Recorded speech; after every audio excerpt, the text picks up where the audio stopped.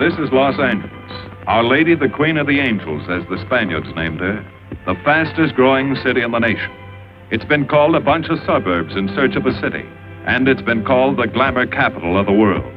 A mecca for tourists, a stopover for transients, a target for gangsters, a haven for those fleeing from winter, a home for the hard-working. It is a city holding the hopes and dreams of over 2 million people. It sprawls out horizontally over 452 square miles of valleys and upland, of foothills and beaches.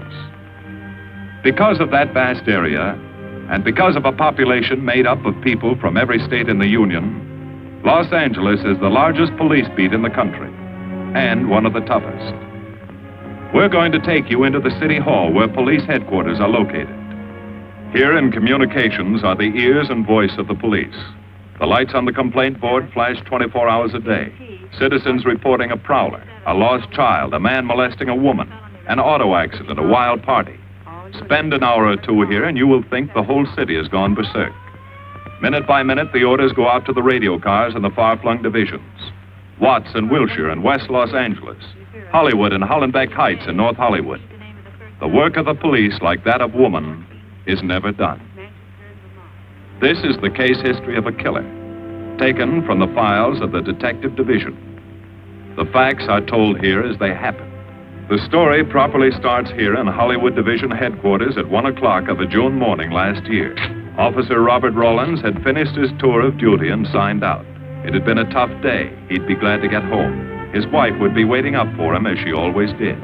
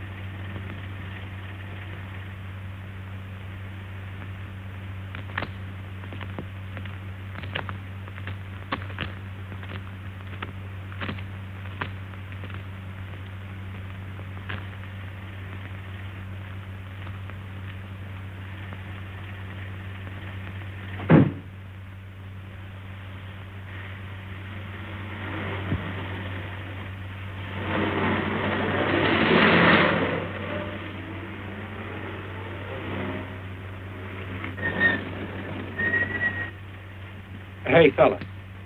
Come here. What were you doing back at that radio shop? Just looking. I was on my way home. Live around here? Yeah, a couple blocks down. Let me see some identification. Sure. Yeah, I guess I forgot my wallet. Look, lad, I've got to see some identification. How about my Army discharge? I got it right here.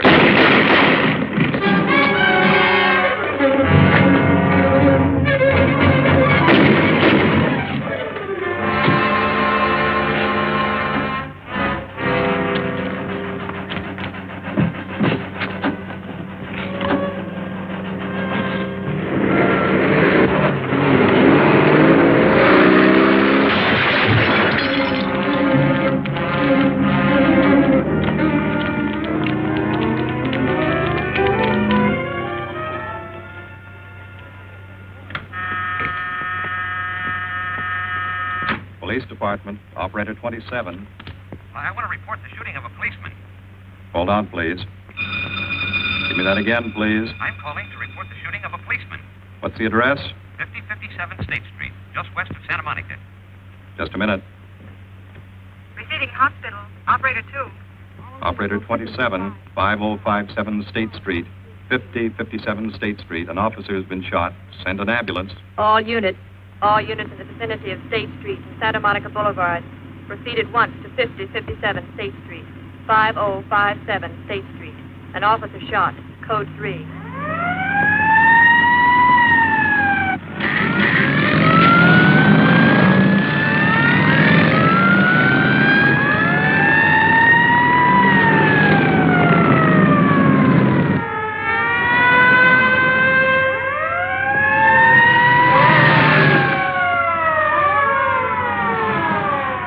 To Control 1. Control 1 to 80K. Go ahead. This is Breen. Instruct homicide to throw out a dragnet and pick up all suspicious characters in the area of the shooting. Also notify Sergeants Marty Brennan and Chuck Jones to report to me at the scene of the crime. Control 1 to 80K. Roger.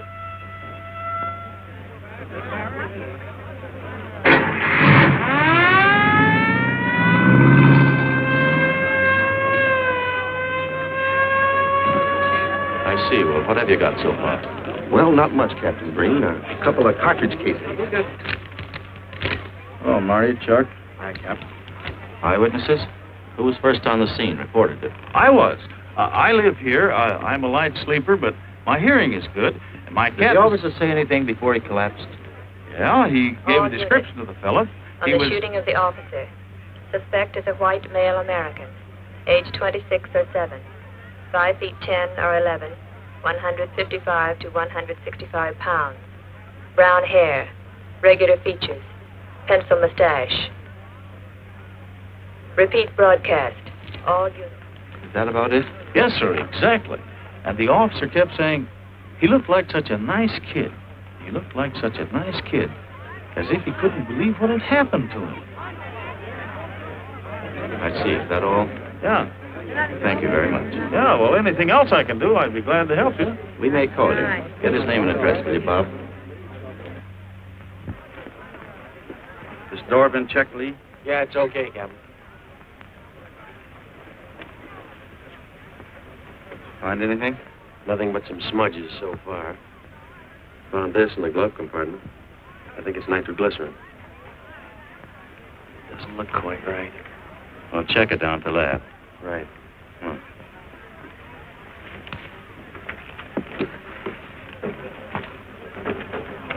Open this up, Joe. No key, Captain. Well, try it open. Give me that bar, Frank.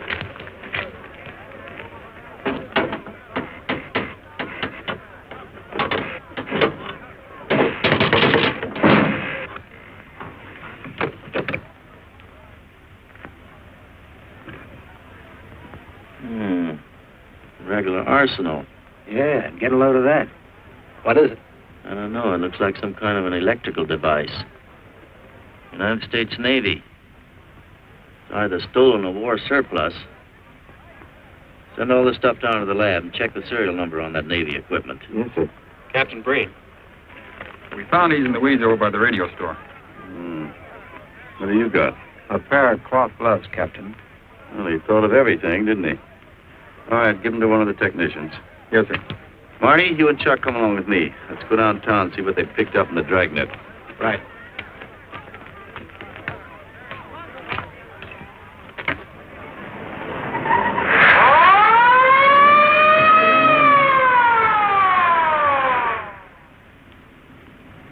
You know him, Marty?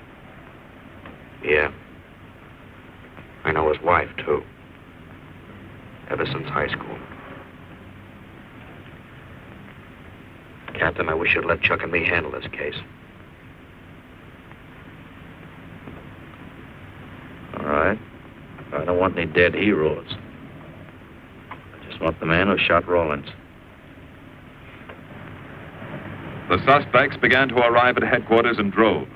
The police tossed every motel and hotel and many private homes in a 4-square-mile area around the scene of the shooting. Every available radio car and patrolman and detective was out on the dragnet.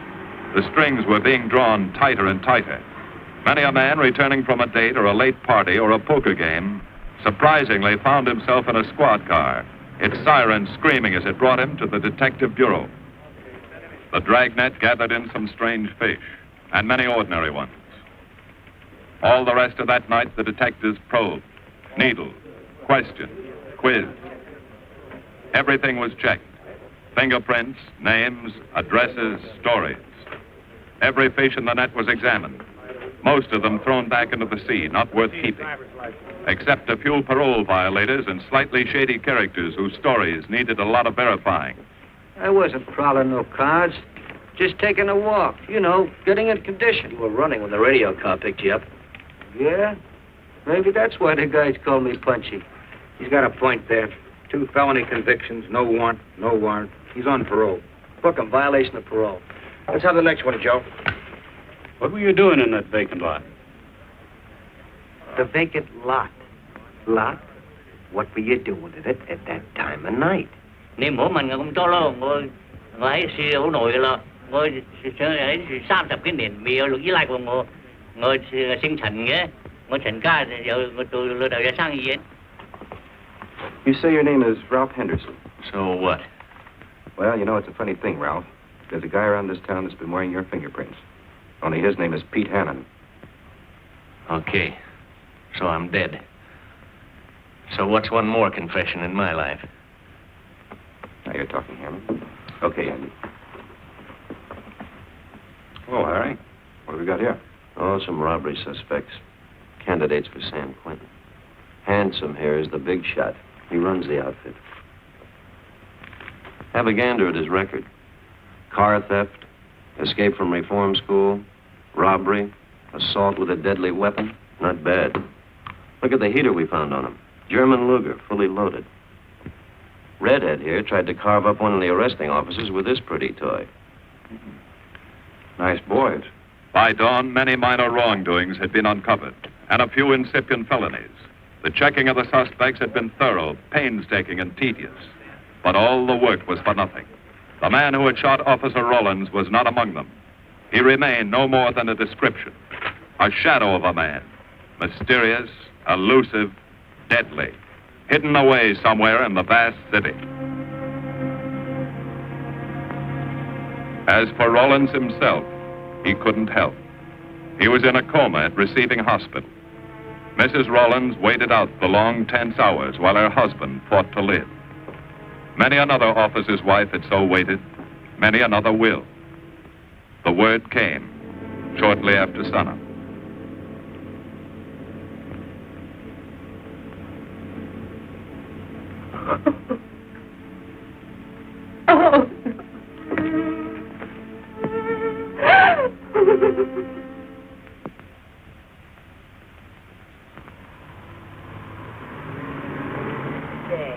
A white male American, 26 or 7, 5 feet 10 or 11, 155 to 165 pounds, brown hair, regular features, pencil mustache. This was no frightened fugitive. What went on in his mind? Why had he set his hand against his fellow men, taken the life of another, of a stranger, of a man who was merely doing his duty? He must have some plan, some goal that called for sudden death to anyone who got in his way.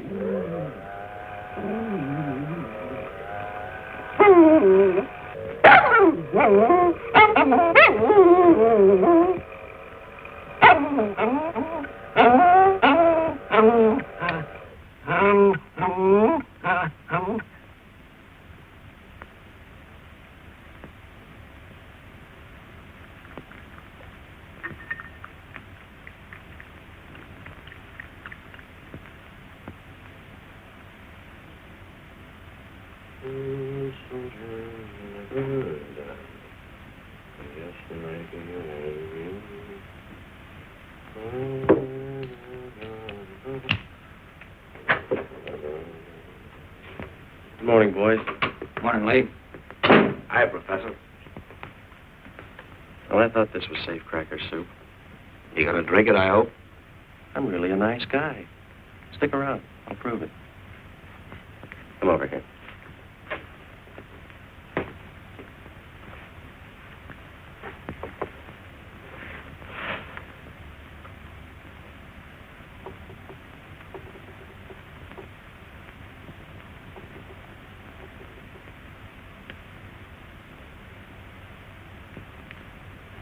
Hold this for me, will you, Chuck? Thank you. Now, if you'll hand me that hammer, Marty. Thank you.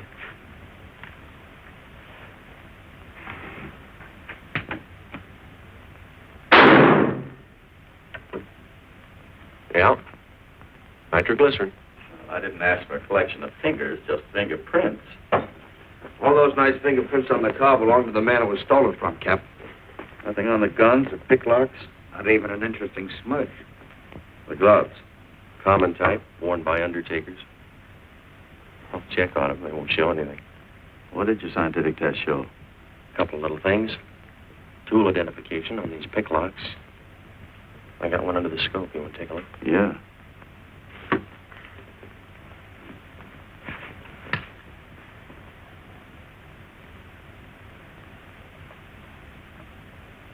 Take a look.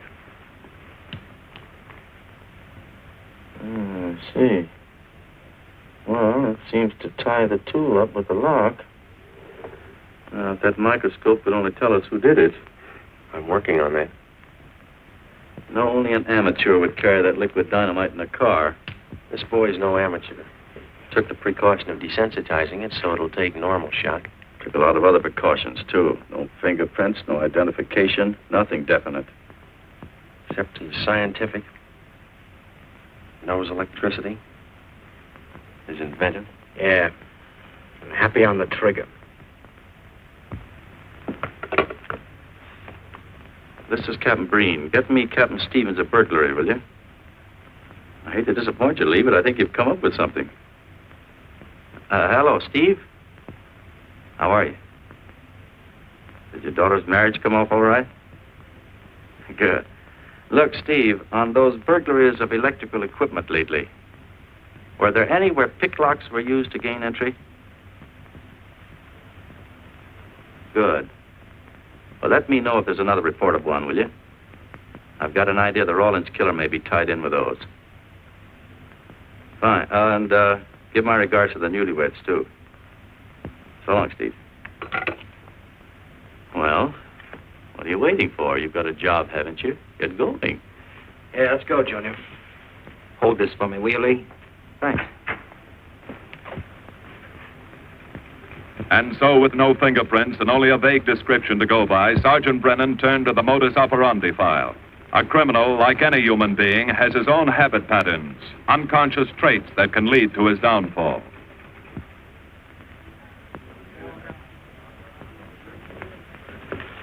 Well, there you are, Junior. List of burglars who use picklocks for entry. Oh, great. This narrows it down to just a couple of hundred suspects in this area. Give me a match, will you?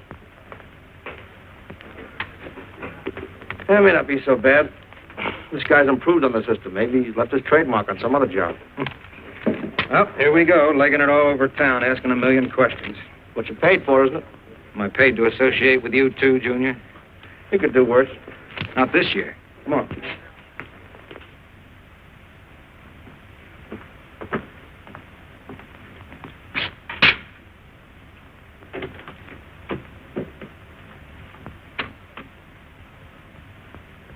Car 12, car 12, in the 10,000 block on Mississippi. A 394-15 disturbance.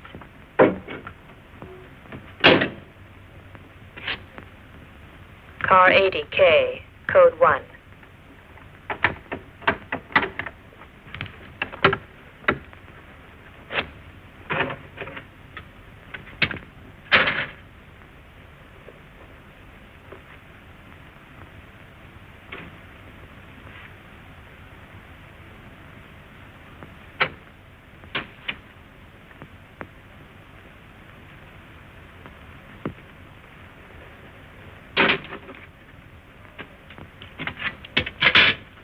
All units, on the broadcast of the suspect arrested in the shooting of Patrolman Rawlins.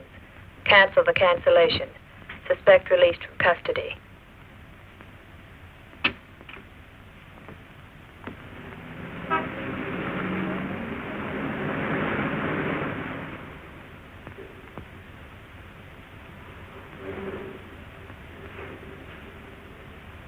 Oh, hello, Mr. Martin. You find Mr. Reeves in the machine shop.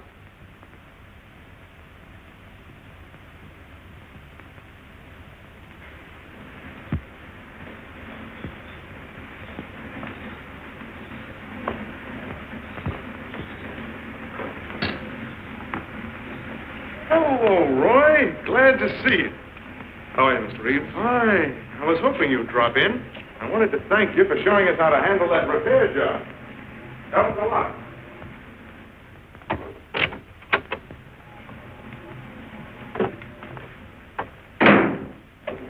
Oh, what have we got this time?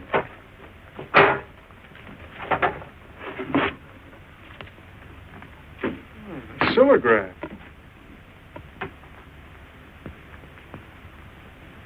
There are plenty of these around, Roy. Not like this one. Yes, I see. I suppose, as usual, you've added your own improvements.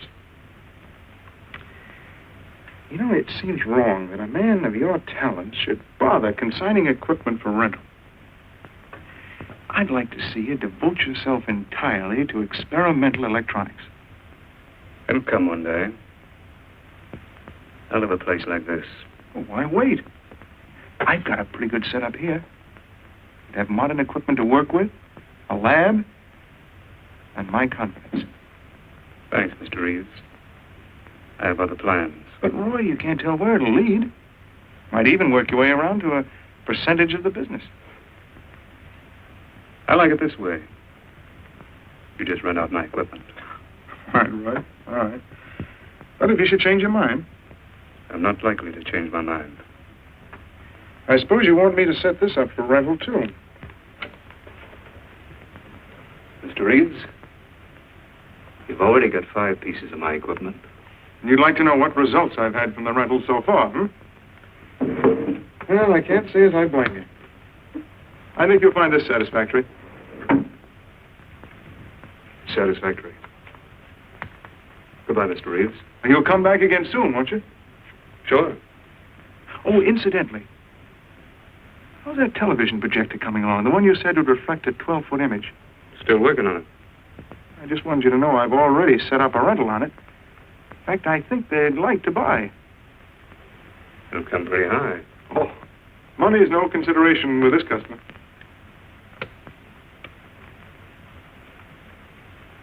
Tell him he can pick it up tomorrow. I thought you said it wasn't finished yet. It'll be finished.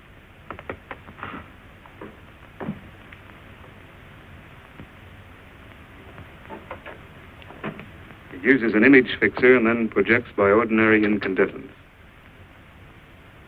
Roy, this is the best television projector I've ever seen. Let's hope that your customer thinks so. He will. Yes? Send him right in, Charlotte. There, you see, our customer is here, begging for the privilege of buying. Better be running along. I'm not much good at business. Oh, but Roy, he'll want to congratulate you.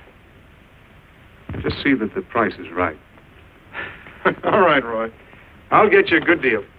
So long. See you.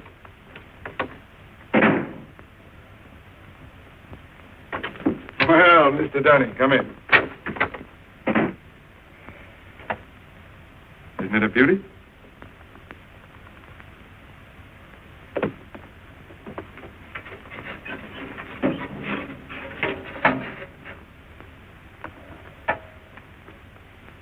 It's a beauty, all right.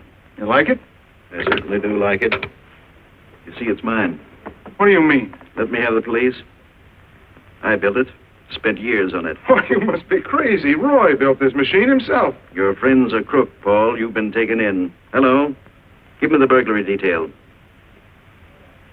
Dear Jim, regarding your inquiry on a .38 caliber Smith & Wesson revolver, oh, come in, boys. Burglary detail just sent this report through. It's a man named Dunning reports tracing a stolen television projector to the Reeves Electronics Lab. Think it's a tie with the Rawlins case? Well, take a look at this fellow Reeves and see what gives. I'll notify burglary we're following up on it. Right. Come on, Junior. What else did he place with you for rental? Oh, a number of things. All war surplus that he bought on his veterans rating. Oh, is this more of his equipment? Yes. Yes, he left it here on consignment. I'm sure that Roy can explain everything. Well, maybe he can, Mr. Reeves, if you'll tell us where he lives.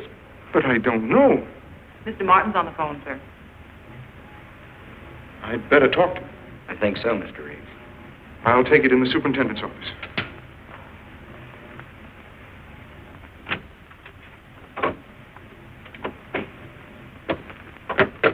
Tell him that you sold the set, and his money's waiting for him here. Find out what time he's coming by. Put Mr. Martin on. Hello, Roy? Yes, I've sold it. Your money is waiting here for you. Yes, I'll be working late tonight. What time will you be by? First thing in the morning. Well, maybe you better come in tonight, Roy. A couple of things I want cleared up. Like what? Oh, technical things. Besides, I don't like to leave the money in the plant overnight. How about 8:30? Fine. I'll see you then. I'll leave the front door unlocked.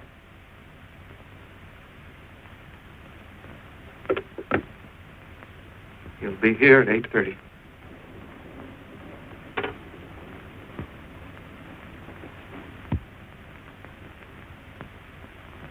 Well, I'll just run along home and get some dinner.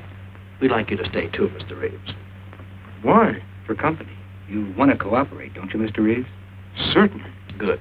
Now, you just wait in your office. We'll be around. Very well. This way, gentlemen.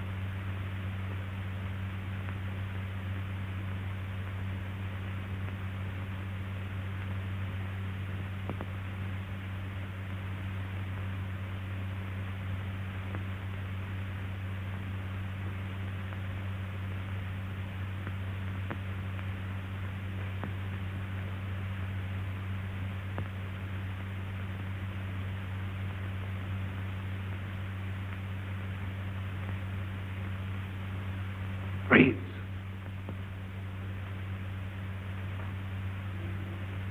That you, Roy?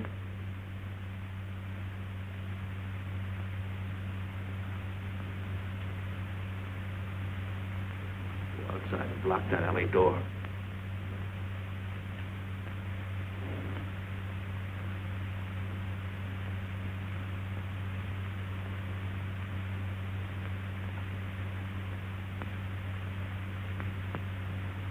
Where are you, Roy?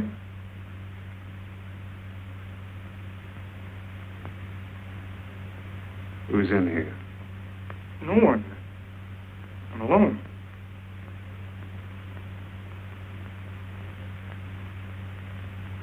Come on in. I've got your money for you.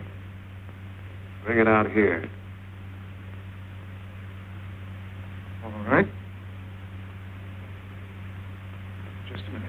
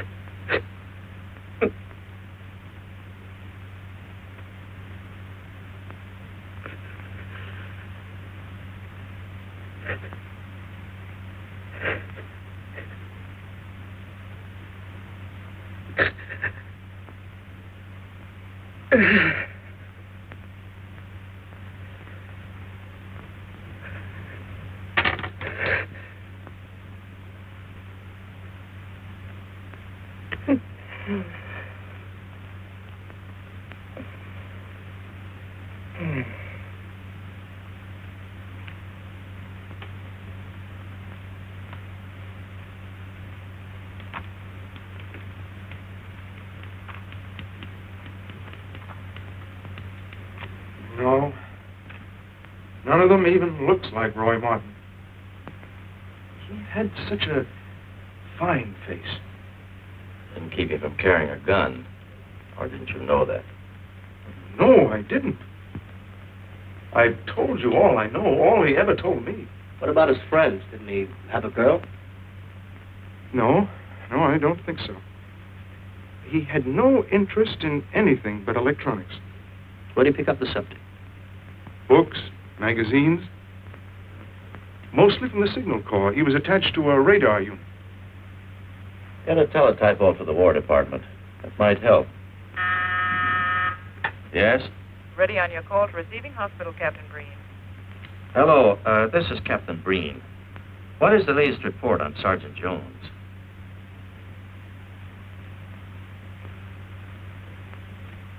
I see. Well, let me know if there's any change, will you?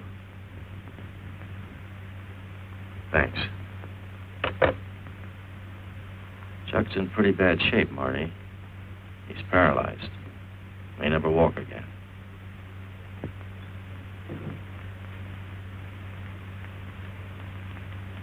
Oh, I'm sorry. It's funny that Martin showed up at 7 when he told you he wouldn't be there till 8:30. I don't know why. Except he was always unpredictable. I'll tell you why. Because you warned him. That's why he came early. That's why he came in the back way. But you heard me tell him the front door would be open. And the key didn't let him in the back way? He must have had one made. Why don't you tell us the truth? Marty!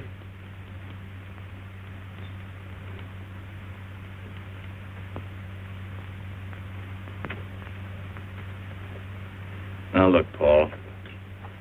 You can make it a lot easier for us to believe your story if you'll just give us some facts. Something that might help us. I told you all I know. I've been gullible, all right, letting him make a fool of me. But I'd do anything to make up for what he did to Detective Jones. Sure you would. You can go now. Oh, thanks. Thanks. My friend, they can vouch for my character. That's good. We'll call you if we need you. Thank you very much. I think he's telling the truth, Marty. I think he's just gullible, like he said. What about the stolen stuff he was trying to peddle for Martin? We'll use it for bait. Maybe Martin will come back for it. Then we can ask him. Here. Nevertheless, I want a 24-hour tail put on Reeves, and I want a watch on his home and his factory. Right. You can keep those. Okay, Cap.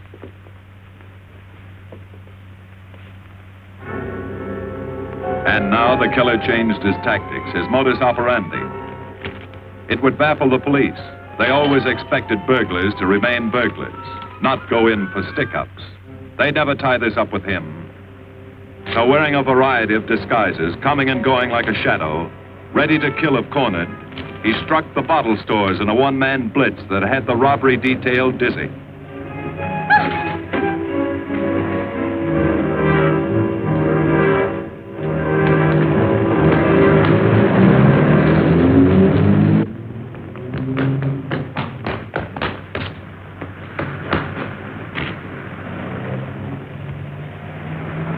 killer, always resourceful, always thinking along lines that would baffle his hunters, had discovered an ideal avenue of escape. Under Los Angeles is a vast and intricate system of huge storm drains built to siphon off the flash floods of the rainy season. Many of the tunnels are large enough for 2 cars to drive abreast.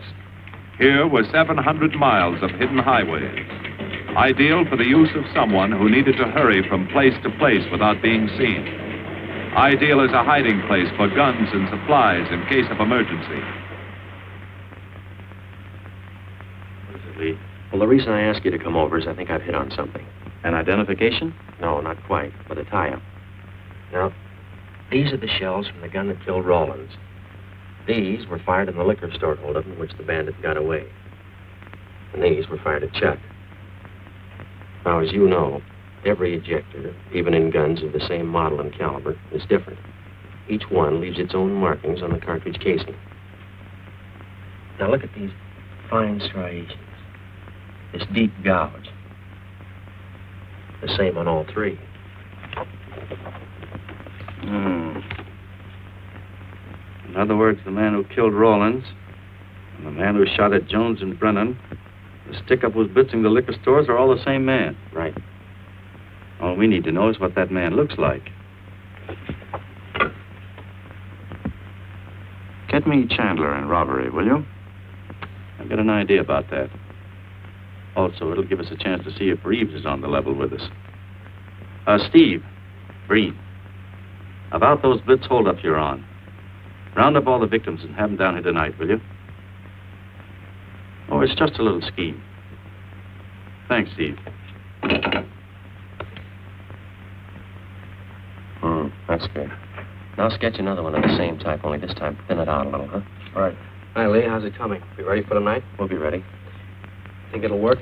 It should. Where'd you get the idea? From a kidnapping case in Chicago. But I thought these slides might be an improvement over the method they used. Could be. Captain thinks so.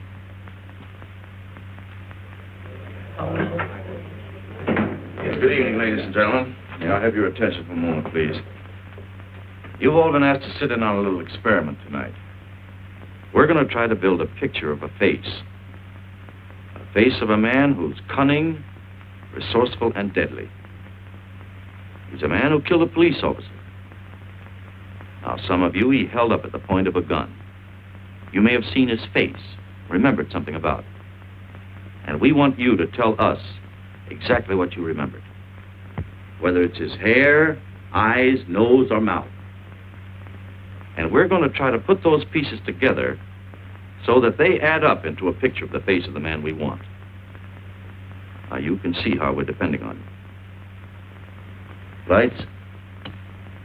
Now, first, we're going to concentrate on the type of hair our man had. And if the picture looks anything like his hair, I want you to speak right up. All right, the first slide, Lee.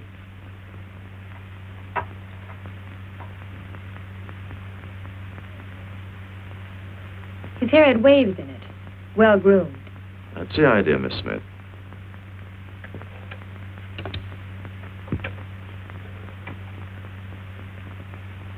Is that any closer? No, it was parted on the side.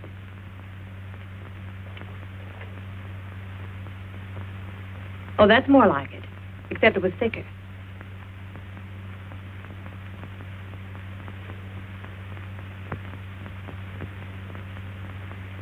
Oh, that's very close. Yes, that's the way his forehead looked. It was broad and high.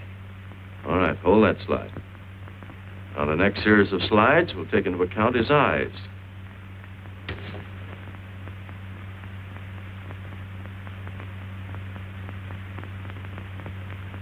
Oh, 1 minute, please. Wait, 1 minute. His eyes were a little like that. Maybe a little smaller, like beads. Go on, Lee.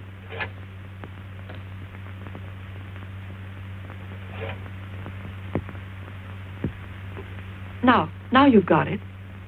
Now hold that slide, Lee. Anyone else?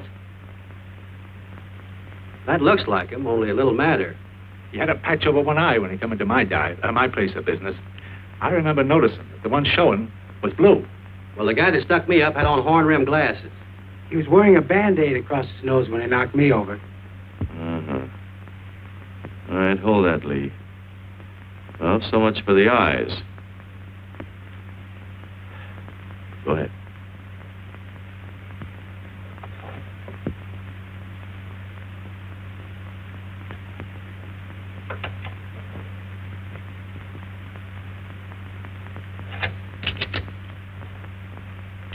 Señor Capitán. Yes, Miss Montalvo? Ay, ¿cómo se dice en inglés? A sus órdenes, señorita. Ah, qué bien. En este bandido, la nariz fue chata, como aquella, pero un poco más chata y más ancha. Like that, Captain, but more snub, wider. Try another one, Lee. Como aquella, casi la misma. She says that's about it. Thank you very much, Miss Montalvo. Get Reeves. Any more comments? That's pretty close, all right. Pretty close. Perfect. All right, now we'll start on the mouth and chin. The next series, Lee. I think his lower lip stuck out more. The mouth was thin and mean, like it never laughed. Go ahead. Something like that, but thicker lips. There. That's it. That's him. All right, now hold that right there, Lee. Oh, come in, Mr. Reeves. Good evening, Captain. Did you ever see that face before? Why, it's Roy. Except for the hair being a little lighter and the eyebrows heavier, it's Roy. You're sure? I'm positive I'd know him anywhere. Lee, I want to retouch the photograph. Now lighten the hair and give more body to the eyebrows. Right. Lights. That's all. Thank you very much. You've been a great help. It's positively amazing how you found out what he looks like. Well, we're looking for an amazing criminal, Mrs. Johnson. Thank you and good night. Good night, Captain. And so the face of the unknown killer, built up from fragments of evidence, was sent out all over the country. To chiefs of police, to sheriffs, to county constables and county jailers, to the wardens of prisons, to all postmasters and postal inspectors, to the agents of the Treasury Department, to the FBI.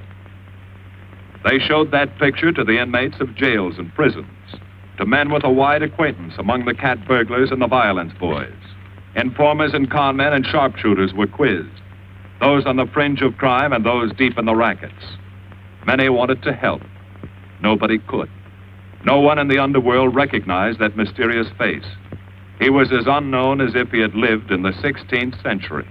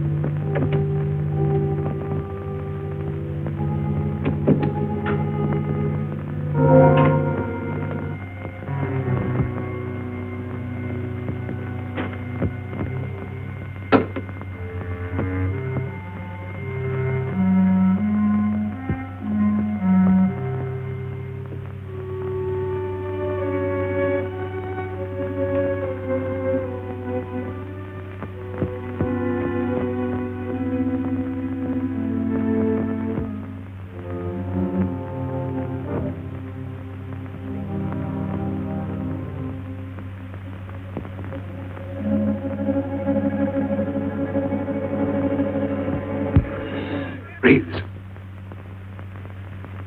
Roy. Listen carefully, Reeves. Control yourself. I know you're alone in the house. Act like you're alone. Cops are watching every move you make. Police here? They got you staked out like a muskrat hide, watching you around the clock. Here at your plant, tailing your car. Sit in that chair. Pick up 3 books.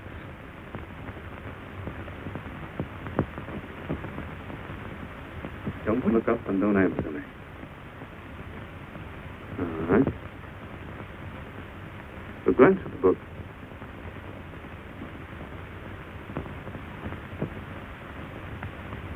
Pick one of them.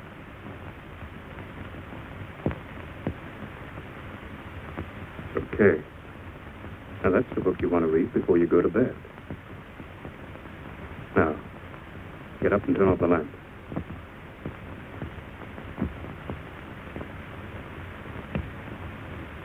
Come here. Come here.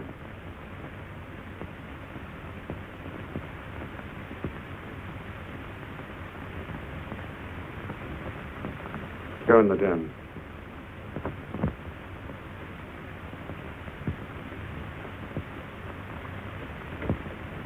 Pull those drapes tight.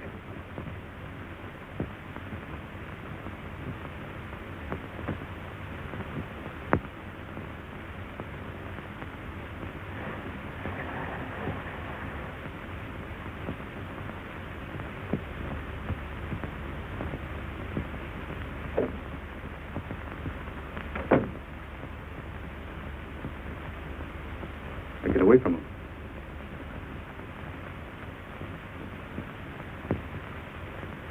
What do the cops know about me? Not very much, Roy. No fingerprints. They haven't even got a picture of you. They're trying to make one.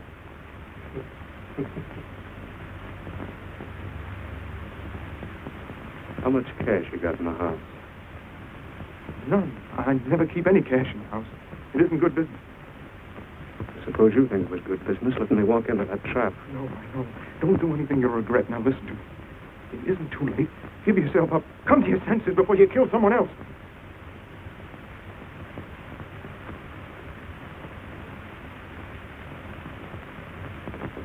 What do you mean, someone else? What do you mean? Nothing.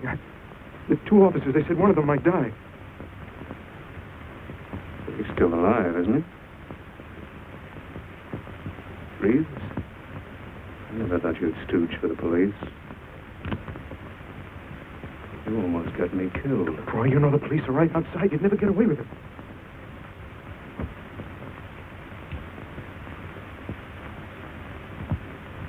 That's right. Now you're being sensible.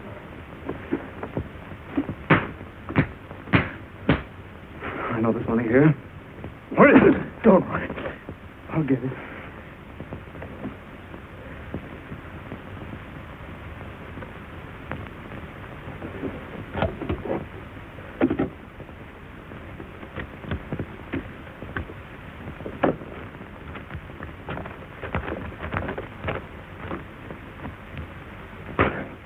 It's not enough. Stuff you got in mind is worth thousands. I'll get more. Get it. Keep it handy. I'll be back next week and next month. But get it and have it ready. Just give me time.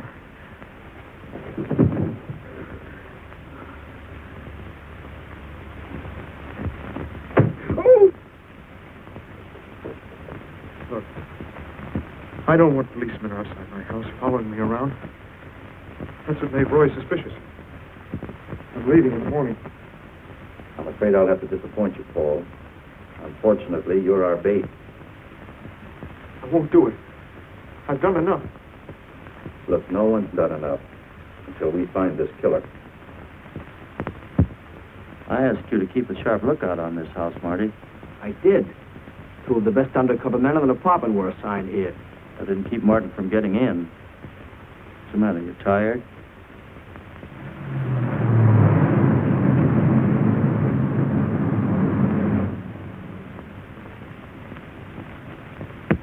You got any idea how long you've been on this case, Marty? Months. Long enough to have come up with something by this time.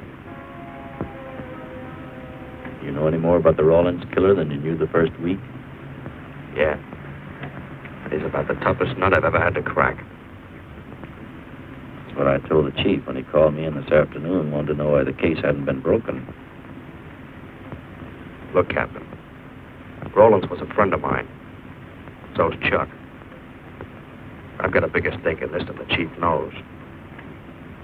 I'm doing everything I can. I'm afraid it's not enough, Marty. Maybe you're too close to it to see it clearly. Maybe it needs a fresh team, a new viewpoint. I think you better take a couple of weeks off, Marty. Starting tomorrow.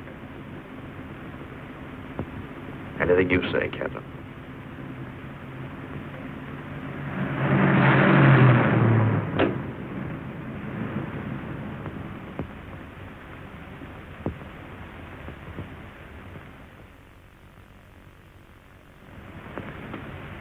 Hiya, Marty. Hi, Chuck. Meet Miss Scanlon, my new bodyguard. He's the one I've been telling you about. Oh, you mean the one with the steel trap brain? How do you do? Hello. Say, this guy been behaving? After a fashion. See, she takes me out in my go-kart, puts me to bed, wakes me up, dresses me. You're perfectly capable of dressing yourself now, Mr. Jones. I'll be back in a few minutes. Well, how's it been going, Junior? Oh, pretty good, Chuck, pretty good. Is that why you're off the case? How'd you know? Breen was in to see me this morning. Oh. Suppose he also told you they put a new team on the case. He told me everything. Yeah. Let's see what his new boys dig up. Well, maybe they'll examine the facts of the case a little more carefully. What facts? That our man's sharp, that he's intelligent and works alone, that he has no record, never leaves a fingerprint and knows every move we make? Sure, plenty of facts, only they add up to nothing. Sure, forget it. You got yourself a 10-day vacation. Go on down to the beach, get a suntan. By the time you get back, the case will be broken. Isn't that what you want? You know better than that. All I know is what I hear. You sit there batting your gums about how the old man let you down. Maybe he's trying to wake you up. He's got a funny way of showing it. There you go, flying off the handle. Always taking things for granted. I wish I could get up and boot some sense into you. He knew what this case meant to me. He still does. That's why he's trying to get you mad enough to do something about it. You don't really figure that's his idea, do you? I know it is. Ah, it's a tough case, Chuck. Not an angle, nothing to go on. You'd know what I meant if you were out working with me. I have been working with you. That's all I've had to do lately, just sit around studying what little facts we have, trying to figure out who he might be. You know the kind of a guy we're up against, then. I tell you, Chuck, this guy's a genius the way he operates. As if he were right there with us every time he go out after a lead. Oh, sure. Breen's been tipping him off just to make you look bad. Yeah, almost like that. Well, he beats us to the punch every time. There's your angle. You just hit it on the head, but you don't see it. Look, start at it. 1, he's unknown to the underworld. 2, he beats you to the punch, right? And 3, it's almost as if he were with you. Isn't that what you said? Yeah? Well, tie that up with a lot of other little things, like the fact that he uses a police gun and the accuracy of the shooting. Anybody could buy a police gun, and the Army could have taught him how to shoot. Yeah, but who taught him how the police operate? Oh, I know what you're driving at, Chuck, but a cop. Those things happen. Yeah. Now, if I were still in the case, I'd start with our own department first, then Santa Monica, Culver City, Burbank, Pasadena. See you later, Junior. Hey, don't let him out of your sight, beautiful. It's the first time in years he's used his head.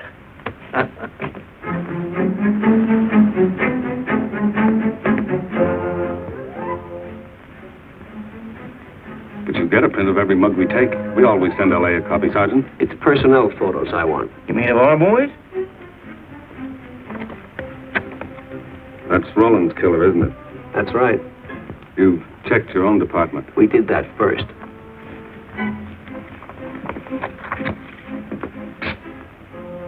And so the tedious quest went on. Sergeant Brennan wore out his shoes and his patience, going from police station to police station, checking photos until his eyes were blurry. For police work is not all glamour and excitement and glory. There are days and days of routine, of tedious probing, of tireless searching, fruitless days, days when nothing goes right, when it seems as if no one could ever think his way through the maze of baffling trails of criminal leads. But the answer to that is persistence and the hope that sooner or later something will turn up. Some tiny lead that can grow into a warm trail and point to the cracking of a tough case.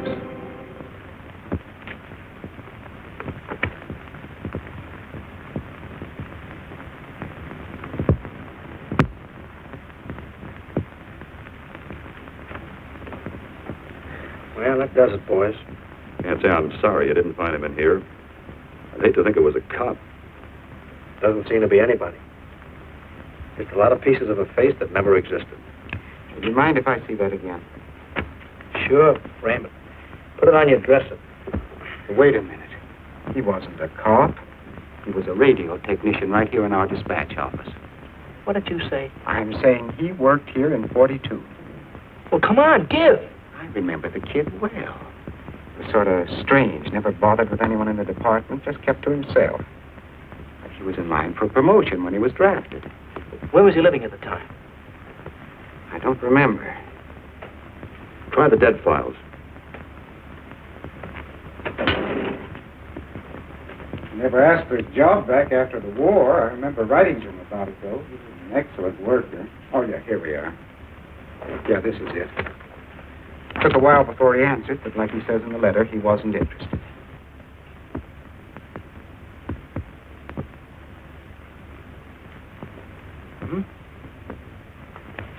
Postmarked Hollywood. No return address. What do you want us to do? All the work? Oh, thanks a lot, Freddie. You remember, he was a civilian employee.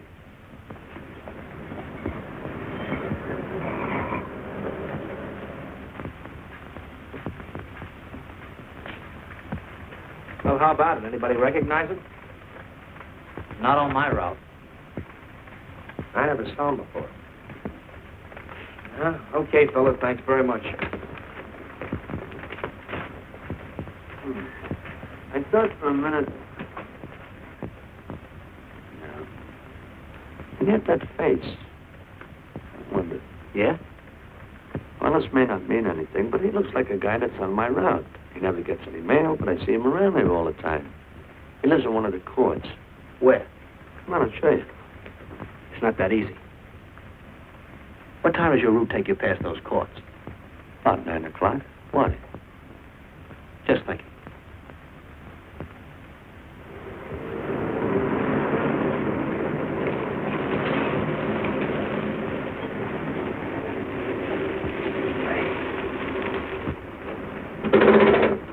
You got any chocolate milk? Sure have, buddy. Yeah. Thanks. What's your pocket? Straight on back. Second in the yell. Number 7. Right. Kind of warm today, huh? Oh, it's not too bad for this time of the year.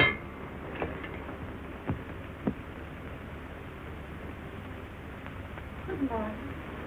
Morning. You're new in the route, aren't you? We had a substitute. What happened to the other fellow? Sick. Oh, what's the matter with him? I don't know. I catch everything. Hear about it in the radio, and next morning I got it. Too bad. You aren't very social. The regular fellow always stops and talks to you. Sorry, Letty, I'm a little late this morning. I was hoping maybe you could help me. There's something very funny going on in this court. Yeah? I was scared to go to the police with it. I thought maybe I might be poisoned. What? Yeah. By the manager. She's a witch. She's a what? A witch. She puts poison in my milk. Oh, I see. Look.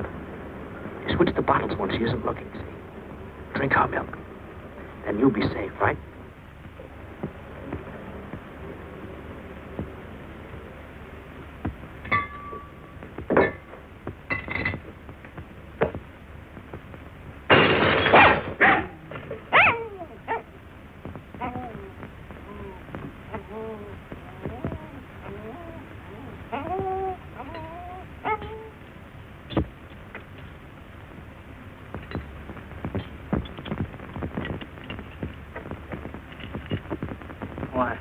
Had a little accident. Got a mop, I'll clean it up. Leave it be, I'll clean it up myself. Okay, mister.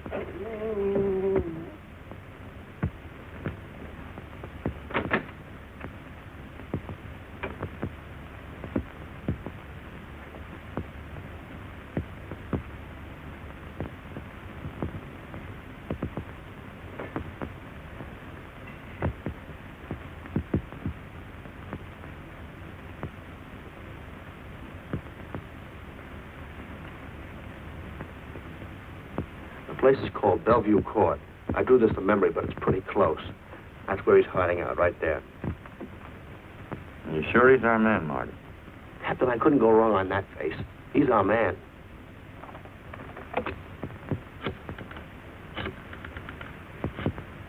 Now, there are 5 cottages in this area, and 2, number 6 and 7, in the L at the end of the row. Our man lives in number 7. This building department plan will show you the whole layout. It's bounded on 3 sides by Fuller, Santa Monica, and Poinsettia. Now, the court is partly surrounded by a high wall. Green, homicide. Good, you keep your eyes open until we get there. Morgan has just gone into his bungalow alone. Any questions? All right, you all have your instructions. Let's go.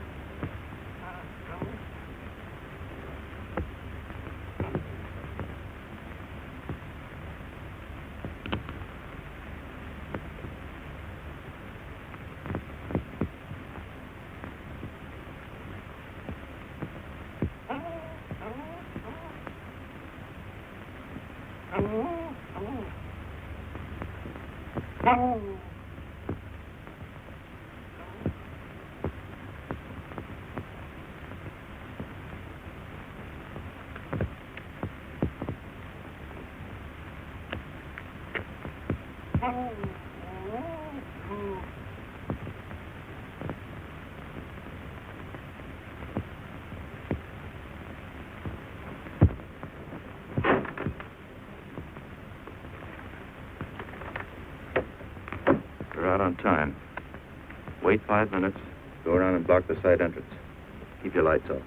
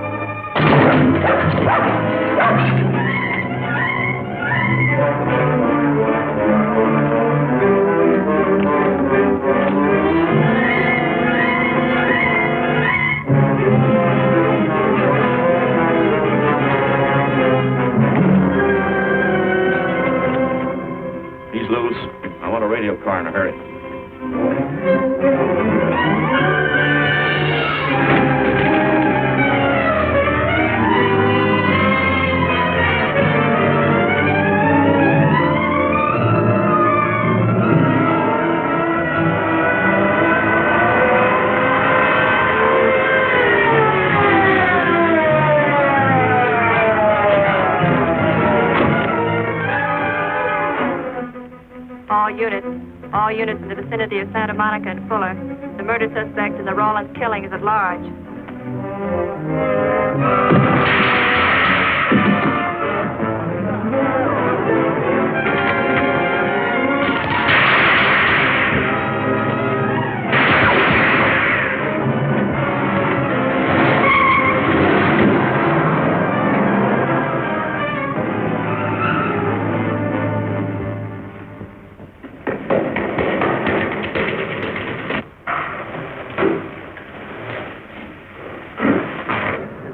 Map covering the storm drain system in this area. Get it? Meet me at Venice and Garfield. Jones, Miller, you stay here in case he comes up for air. I want a man at every other drain entrance along this line. He's got to come up somewhere. Come on, Marty. You're driving.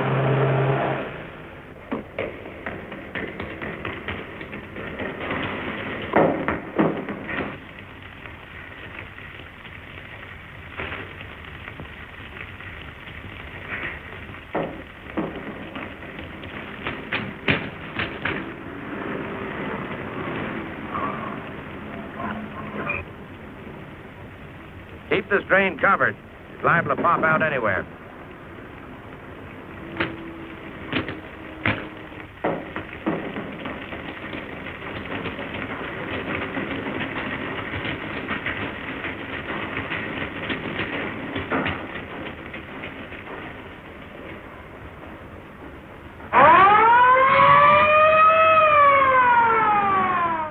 Why Venice and Garfield, Captain? It's the main intersection of the system. We can head him off that way.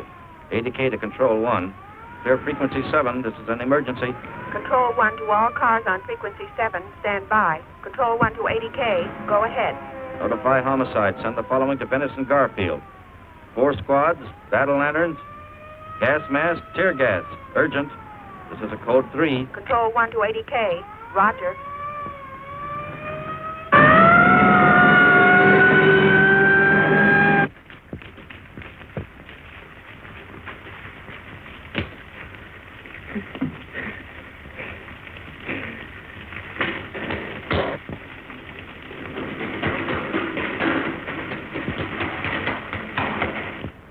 probably head down this main drain to where it comes out at the Rio Hondo. Now, you take your squad and cover that exit. Right. Keep all spare radio cars cruising back and forth along this main street. Watch the curb inlet. We'll go in here.